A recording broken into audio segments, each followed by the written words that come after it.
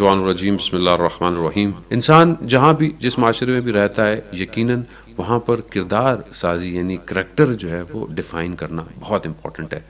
ज़ाहिरी तौर पर इंसान बहुत तालीम याफ्ता भी हो, बहुत इल्म भी रखता हो, बहुत सारी चीज़ें भी जानता हो, लेकिन अगर उसका किरदार अच्छा नहीं है तो वो माशरे में मुस्बत रोल प्ले नहीं कर सकता। किरदार साजी जो है वो बहुत ज़्यादा इंपॉर्टेंट है और इस्लाम इस पर बहुत ज़्यादा एम्फेसाइज करता है। इसीलिए जहाँ पर इस्लाम अहकाम अकायद की गुफ्तगू करता है वहाँ पर एक सेक्शन उसका इखलाक के लिए भी है। इखलाक जो है वो अपने अंदर इंसान के अंदर उस शख्सियत को निखारता है कि जो माशरे में उन सारी तालीमात की अक्कासी करती है जिसे इस्लाम जो है वो चाहता है कि हर शख्स जो है वो उसको हासिल करे और सीखे। इमाम फरमाते हैं कि अल मुरव्वत मुरव्वतान, मुरव्वत यानी बावकार शख्सियत होना, हमियत और हैबत होना किरदार और करैक्टर के अंदर जो हैं वो दो तरह की हैं। एक वो कि जो इंसान अपने शहर में रहे, जब जहाँ वो रहता है वहाँ पर उस बावकार होने का इजहार करे, और एक अपने सफ़र के अंदर। तो कुछ चीज़ें जो उन्होंने बयान फरमाई हैं मौला ने कि हमें अगर जब हम अपने शहर में रहते हैं, जहाँ हम रहते हैं, तो वहाँ कौन सी ऐसी चीज़ें हैं कि जो हमारी शख्सियत को ज़्यादा पुरवकार कर सकती हैं। जिसमें पहली चीज़ इमाम फरमाते हैं फ़तिलावतुल कुरान, यानी इंसान जो है वो कुरान की तिलावत की तरफ जो है वो देखें। हम जानते हैं कि कुरान बेहतरीन किताब है अल्लाह की, और आखिरी किताब है और आखिरी दीन जो इस्लाम मुबीन हज़रत मोहम्मद मुस्तफ़ा सल्लल्लाहु अलैहि वसल्लम के ज़रिए से हम तक पहुँचा है। उसमें उस किताब को परवरदिगार ने रसूल खुदा के ज़रिए से हम तक जो है वो पहुँचाया है। ये किताब जो है इस माह मुबारक के अंदर, जैसे हम पढ़ते भी हैं कि कुरान मजीद जो है वो माह रमज़ान के अंदर जो है वो नाजिल हुई है। ज़ाहिर उसका एक नज़ूल जो है वो तदरीजी भी है और एक नज़ूल उसका एक दफ़ा आना भी है। कुरान का हम तक पहुँचना भी आसान नहीं था। यकीनन खुदा ने कुरान में कहा है कि मैं खुद इसकी हिफाजत करूँगा, और हो भी रही हो, की भी परवरदिगार ने। लेकिन बहरहाल उस ज़माने के अंदर भी सदर इस्लाम में लोगों ने बहुत ज़हमत की इस कुरान को, यानी कितने कारियों को जो है वो तारीख़ में बताया गया कि जो सही कारी थे उनको जो है वो तकलीफ़ों को बर्दाश्त करनी पड़ी, कितनों के सरों को कलम कर दिया गया, कितने जो है वो फांसी पर लटका दिए गए। और कुरान जो है वो एक जंगों के अंदर भी बताया जा रहा है कि जो मौला कायनात अलैहिस्सलाम के साथ जो थे सहाबी जो थे वो कुरान की तिलावत करते हुए उन्होंने जो है वो तीरों को जो है वो खाया। खुद इमाम हुसैन अलैहिस्सलाम ने अपना सर जो है वो नेज़े पर भी बुलंद हुआ मगर कुरान की तिलावत जो की है। यानी गोया कुरान जो है वो इन सख्त मराहिल को तय करता हुआ हम तक आया है। तो हमें चाहिए कि हम कुरान की तिलावत के लिए अपना वक्त मुअय्यन करें। माह रमज़ान में दिल वैसे भी बहुत आमादा होते हैं, इंसान जो है वो अच्छी चीज़ पढ़ना चाहता है। माह रमज़ान के दिन, माह रमज़ान की रातें, माह रमज़ान का हर घंटा बेहतरीन जो है वो सआतों में से है। तो बेहतर है कि हम इसमें कलाम इलाही की तिलावत करें, अपने वजूद को भी उससे पुरबरकत करें और अपनी ज़िंदगी को भी कुरानी करें। तो तिलावत कुरान करने से इंसान जो है वो एक अच्छा माशरा तश्कील दे सकता है और एक पुरवकार शख्सियत भी बन सकता है। इसी तरह दूसरी चीज़ जो इमाम फरमाते हैं वो ये है कि वो हुजूरुल मसाजिद, मस्जिद के अंदर अपने आप को हाजिर करना, मस्जिद में अपने वजूद को दिखाना। जबकि अभी क्वारंटाइन सिचुएशन है, या आप यूँ करें कि लॉकडाउन सिचुएशन है, और अभी मुनासिब भी नहीं है जिस तरह महाराज कराम के फतावे भी हैं और डॉक्टर्स की तरफ से भी जो हमें प्रिकॉशंस दी गई हैं, उसके अंदर यकीनन जो है वो अभी हमारे लिए मौजू नहीं है शायद मसाजिद में उस तरह जाना। हो सकता है किसी ममालिक में सिचुएशन बहुत बेहतर हो तो वहाँ लोग जा रहे हों, लेकिन पार्शली तौर पर जो है वो all over the world situation जो है वो ऑलमोस्ट सेम है। हो सकता है आने वाले वक्तों में इंशाअल्लाह, और हम उम्मीद भी करते हैं, दुआ भी करते हैं कि परवरदिगार जल्द से जल्द इस मुश्किल और मुसीबत और बीमारी को दूर कर देगा, तो हमारी मस्जिदें दोबारा से आबाद हो जाएंगी कि जिस तरह होनी चाहिए। लेकिन जिन आम दिनों के अंदर भी हम जब रहते हैं तो हमें चाहिए कि अपने मोहल्ले की मस्जिद में, जहां हम अपनी कम्युनिटी में रहते हैं, जिस कॉलोनी में रहते हैं, जिस सोसाइटी में रहते हैं, वहां पर अपने हुजूर से यानी अपने आप को प्रेजेंट करने से मस्जिद को पुररौनक करें। जिसका घर मस्जिद के बराबर में हो और उसे चाहिए कि जितना हो सके نماز جو ہے وہ مسجد میں پڑھے۔ اس کے بہت سارے فائدے ہیں اور بہت ساری دوسری احادیث بھی ہیں کہ مسجد بھی جو ہے وہ روز قیامت خدا کی بارگاہ میں گلا کرے گی کہ جو اس جگہ رہتے تھے وہ مسجد کے اندر نماز پڑھنے نہیں آتے تھے۔ ایک فائدہ یہ ہے کہ مسجد میں انسان باجماعت نماز پڑھ سکتا ہے۔ باجماعت نماز فرادہ نماز پر بہت فضیلت رکھتی ہے۔ اس کے علاوہ انسان جب اپنی مسجد میں محلے کی نماز پڑھتا ہے تو ایک دوسرے سے ملتا بھی ہے، ایک دوسرے سے حال احوال بھی پوچھتا ہے اور واقف رہتا ہے۔ مسجد صدر اسلام کے اندر مسجد ایک بیس ہوا کرتی تھی، مسجد ایک پائیگاہ ہوا کرتی تھی، مسجد ہی سے سارے کام ہوتے تھے۔ ابھی بھی بہت سارے ممالک میں مسجد جو ہے وہ نماز کے لیے تو ہم کہہ سکتے ہیں کہ جماعت اور اس سارے چیزوں کے لیے بند ہے، لیکن مساجد سے کلچرل کام ہو رہے ہیں۔ جمہوریہ اسلامی کے اندر بھی آپ دیکھ لیں کہ وہاں پر مساجد کے اندر جو ہے وہ ماسک بنائے گئے اور مسجد کے اندر لباس سیے گئے، مسجد کے اندر سے ایسے کام ہوئے۔ پاکستان کے اندر بھی مساجد کے اندر سے راشن تقسیم کرنا اور اس طرح کی چیزیں جو ہے وہ مسجد جو ہے وہ اور بھی بہت سارے کام اور ایکٹیویٹی کے لیے استعمال کی جا سکتی ہے۔ تیسری چیز جو امام فرماتے ہیں وہ صحبت اہل الخیر، یعنی آپ کی دوست، آپ کی کمپنی کیا ہے، آپ کی دوست، آپ کی کمپنی، آپ جس وقت اٹھتے بیٹھتے ہیں وہ اہل خیر ہوں، یعنی اچھے لوگ ہوں، انسان اچھا ہو۔ بہت انگلش کا فریز بہت مشہور ہے کہ ہم یوز بھی کرتے ہیں کہ مین از نون بائی ہز کمپنی، انسان اپنی کمپنی کی وجہ سے پہچانا جاتا ہے۔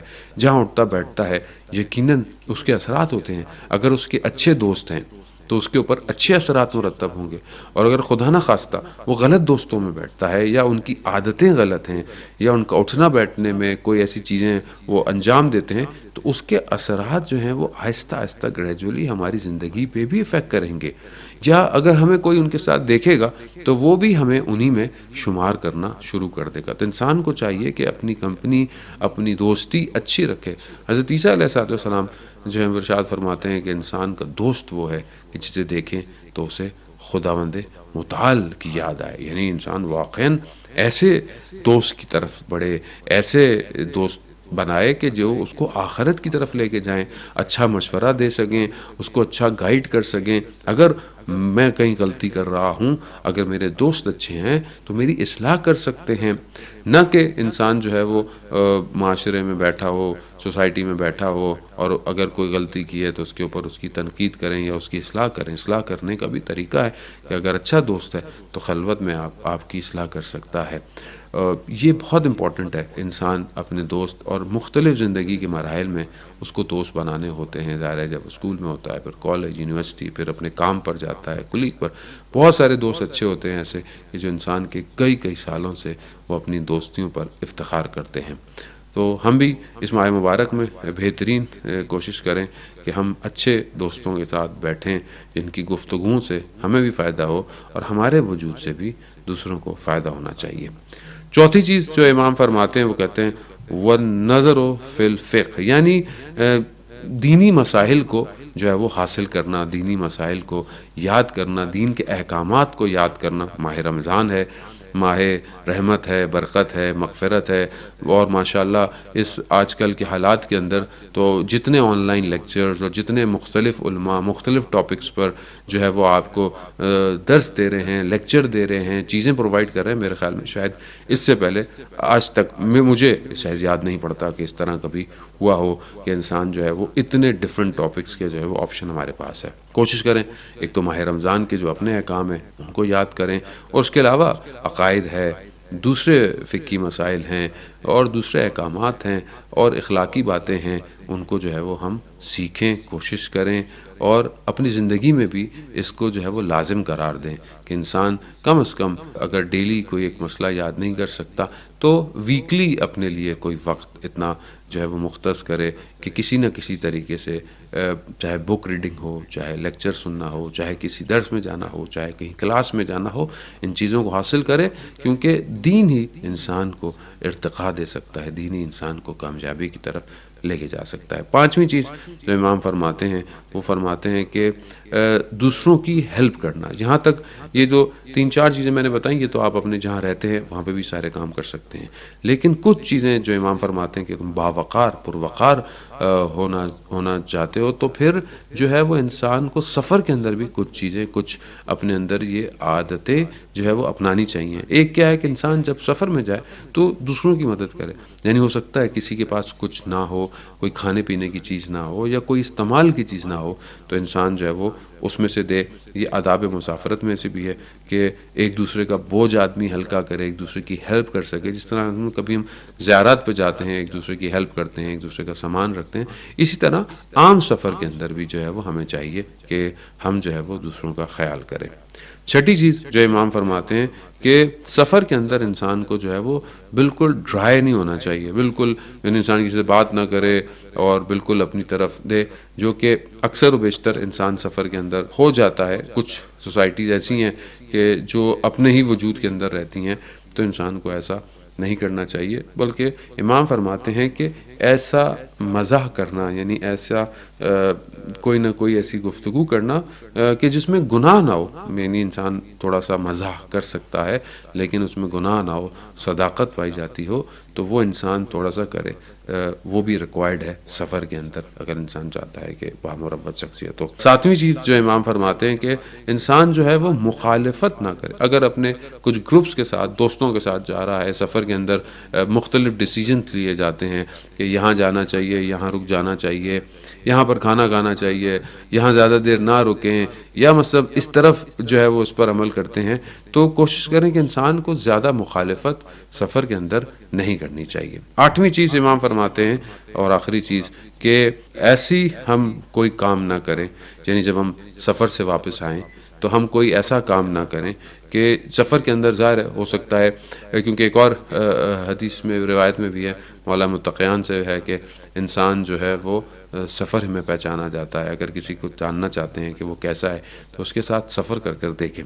تو ہو سکتا ہے انسان سے کوئی غلطی ہو، سفر کے اندر کوئی کوتاہی ہو سکتا ہے کسی کی نماز قضا ہو گئی ہو سکتا ہے کسی سے کوئی ایسا عمل انجام دیا گیا تو آپ سفر سے پلٹ کر آ کر اس کی غیبت نہ کریں دوسروں کے درمیان میں کہ اس نے ایسا کیا، اس نے ایسا کیا.